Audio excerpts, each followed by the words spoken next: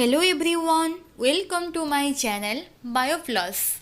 How are you all? I hope you all are doing great.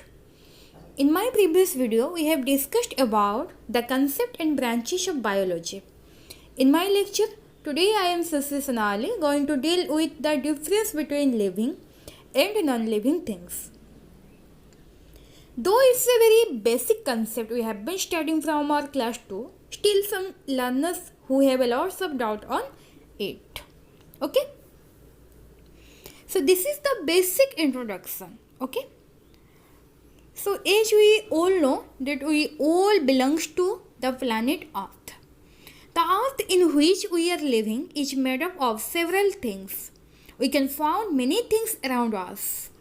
These things can be categorized into two different types. One is living thing, another is non-living things. So the first question which comes in our mind that what are living things? Living things are those organisms who have life. Just think how wonderful is our living world. All living organisms exhibit a special distinctive characteristic feature. All living organisms except virus are made up of microscopic structure called cells. Cells means little chamber. It is the basic unit of life. Just like building, which is made up of several bricks. And here we can say bricks are the unit of building. Okay? So all living organisms exhibit a definite metabolic reaction like respiration, excretion, digestion, etc. And the examples of living things are animals, plants and microbes. Okay? Then what about non-living things? Non-living things are that type of things who have no life. They are not alive. Their body is not made up of any cell and they do not exhibit any kind of metabolic reaction. Just like living organisms. Okay? So, non-living things grow through adding materials externally. Hence, the growth is from outside. Example of non-living things are rock, chair, table, buildings and monuments. Here are some characteristic features by which we can distinguish between living organisms and non-living organisms. So, this is the first characteristic feature of living organism, that is growth.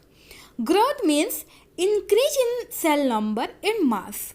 These are the twin characteristics of growth. In multicellular organism, that means who have more than one cell. So in these organisms, growth can be takes place by cell division. So in cell division, what happened? One cell will divide into two cells. Suppose we are taking a paper. Okay. So initially the number was 1. But when we cut it, it will convert it into 2 na? So just like this, we can assume the concept of cell division. Okay. By cell division, number of cell will increase and we can say growth is occurring. Okay. Clear? So, in a plant cell, divisions occur continuously throughout their lifespan, but in animals, growth is seen only up to a certain age. In living organisms, growth occurs from inside, that is, increase in cell number and size. In case of non-living organisms, growth can be takes place with increase in body size by accumulation of material, and this is we can say growth is from outside. Just think about the creation of rock. It is made by the aggregation of soil and sand particles, and here we can say growth is from outside. Okay. Now move to the second characteristic feature, that is reproduction. Reproduction is the production of new organism or progeny in which they are more or less similar to its parents. In reproduction, what happened? Human will produce human. Mango plant will produce mango plant.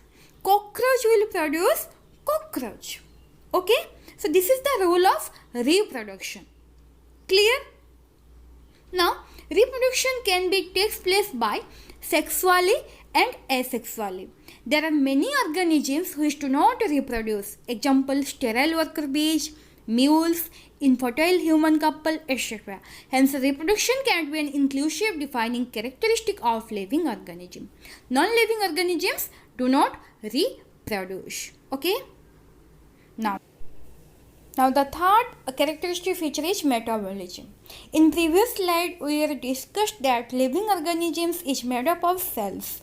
Along with it, they are made up of chemical molecules. These chemical molecules can be small or can be large. When the molecules are small, we can say it is micromolecules. And when the molecules are large, we can say it is macromolecules. Okay. So, these molecules are constantly being made and converted into other biomolecules. Okay. These conversions are called chemical reaction or metabolic reactions. There are thousands of metabolic reactions occurring simultaneously inside a living organisms, be they unicellular or multicellular. The sum total of all the chemical reactions occurring in all living body is called metabolisms. And examples are respiration, then excretion, photosynthesis, transpiration, digestion, etc. Respiration means simply we can say breathing. Okay. Excretion means release of unused things from body. Photosynthesis means production of food in presence of light. Transpiration means evaporation of pure water from the aerial part of plant. And digestion means breakdown of complex food into simpler food. No non-living object exhibits metabolism. Okay.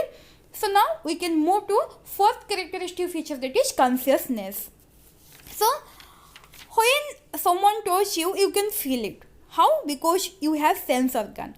When you touch me not plant, it closes its lips. Why? Because it can respond to its external environmental stimuli. Okay. So these external environmental stimuli could be physical, chemical and biological. Okay. The most obvious feature of all living organisms is to sense their external environment and respond to this environmental stimuli.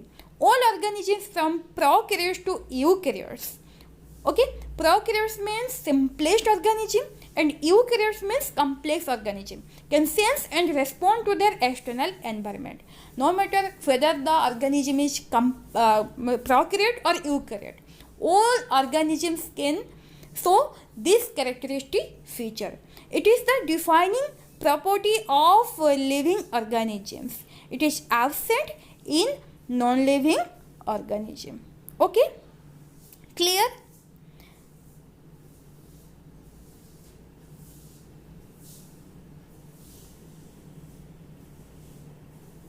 Now we can move to the fifth characteristic feature, that is movement. Okay, so all living organisms can move according to their need. In case of animals, they can easily move from one place to another. Okay, suppose you are a human and you can move from one place to another by the help of leg. Birds can move from one place to another by the help of wings.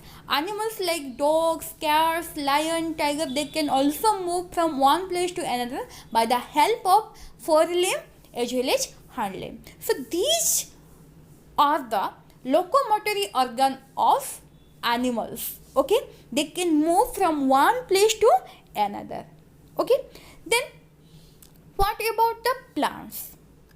So in case of plants, several parts like roots, leaves, flower can move according to some environmental need like light, water, etc. Okay, so as you know, roots are that organ which can absorb water from soil. So root move inside the soil to search the water level. Flower, these are the reproductory organ of plant. So you can get clear by taking the example of sunflower. It can move along with sunlight. Okay, so you can see here easily that how flowers get moved. Just like root and flower, leaves also show movement. When you touch me not plant, it closes its leaves. Okay, so microbe can also sense to their environmental stimuli and move to or away from it.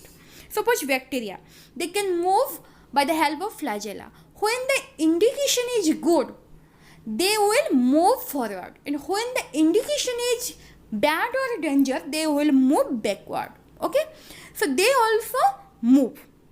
So non-living organisms can't move according to their need.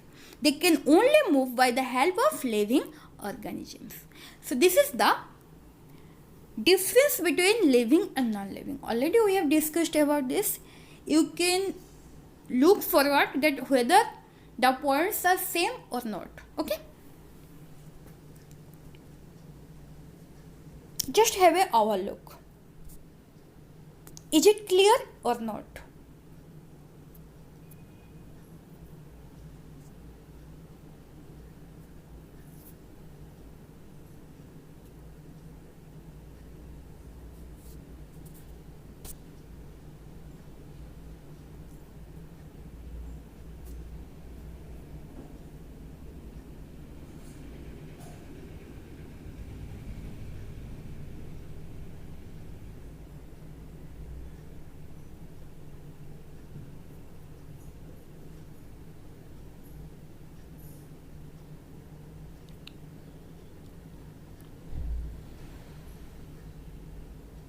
Clear?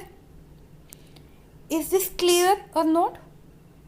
Now move to some images of living and non-living things. You can see fish, parrot, butterfly. These are the examples of living. And the examples of non-living are your Taj Mahal, your table, fans. Okay, so these are the examples of living and non-living. Clear? Okay, so thank you so much. Always remember, your support is my confidence. Okay, so if you like my video, then don't forget to like my video, and please subscribe my channel, and for more notification you can hit the bell icon. Okay, don't forget to like, share and subscribe my channel. Thank you so much. Have a great day.